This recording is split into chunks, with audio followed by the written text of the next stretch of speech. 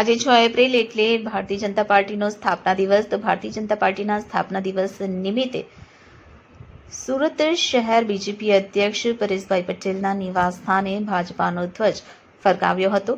ત્યારે ભારતીય જનતા પાર્ટીના કાર્યકર્તાઓ ખૂબ આનંદ અને ઉત્સાહ સાથે ઉપસ્થિત રહ્યા હતા. આખા વિશ્વમાં સૌથી મોટી મેમ્બરશિપ ધરાવતી ભારતીય જનતા પાર્ટી છે અને સત્તામાં આવ્યા બાદ ભારતીય જનતા પાર્ટીએ લોકોની સેવા કઈ રીતે કરવી તેનું ઉત્તમ ઉદાહરણ પૂરું પાડ્યું છે. જી સાહેબ, આજે 6 એપ્રિલ એટલે કે ભારતીય જનતા પાર્ટીનો સ્થાપના દિવસ છે અને વિશ્વની સૌથી મોટી મેમ્બરશિપ ધરાવતી આ પાર્ટી છે. શું કહેશો? આજે સ્થાપના દિવસે પૂરા ભારત વર્ષની અંદર જે ભારતીય જનતા પાર્ટી સાથે જોડાયેલા સદસ્યો છે એમણે અનેકવિધ કાર્યક્રમો પૂરા ભારત વર્ષમાં કર્યા છે.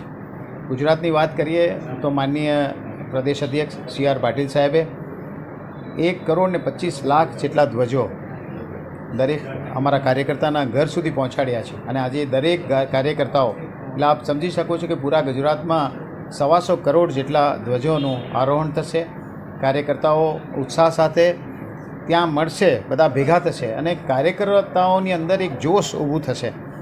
અને એ જ રીતે સુરતમાં પણ 3,000 જેટલા બૂથો સુરતમાં છે. એ 3,000 બૂથોની અંદર 75,000 જેટલા ઘરો ઉપર આજે ભારતીય જનતા પાર્ટીના ધ્વજ લહેરાશે. અને આવા અનેક કાર્યક્રમો આજે રેલી આકારે દરેક વોર્ડમાંથી રેલીઓ નીકળશે. એ રેલીઓ ત્યાં વિસ્તારોમાં ફરશે અને સ્થાપના દિવસ માટે લોકોની જાગૃત કરશે. આપે કહ્યું એમ કે પૂરા ભારત વર્ષની અંદર ભારતીય જનતા પાર્ટીની સદસ્ય એટલે સૌથી મોટી પાર્ટી તરીકે ભારતીય જનતા પાર્ટી છે.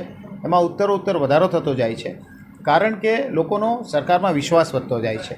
માનનીય નરેન્દ્ર મોદી સાહેબે જે કાર્યો કર્યા છે, જે કામોને કારણે ભારતમાં જ નહીં પણ પરદેશમાં પણ ભારતના લોકોની આજે જે સ્ટ્રેન્થ કહીએ, જે એમનો વિશ્વાસ કહીએ એ લોકોમાં વધતો જાય છે. લોકોને માન વધતું જાય છે. ભારત માટે પરદેશમાં પણ એટલી જ ડિમાન્ડ છે કે ભાઈ અમારા મોદી સાહેબને મળવા માટેની આતુરતા લોકોની હોય છે. એટલે આ બતાવે છે કે ભારતીય જનતા પાર્ટી જે રીતે કાર્યો કરી રહી છે એ કાર્યોને કારણે એની સુવાસ વધતા વધુને વધુ લોકો આમાં જોડાઈ રહ્યા છે. હજુ પણ મોટી પાર્ટી આ બનશે એવું અમારું ચોક્કસ માનવું છે. આભાર.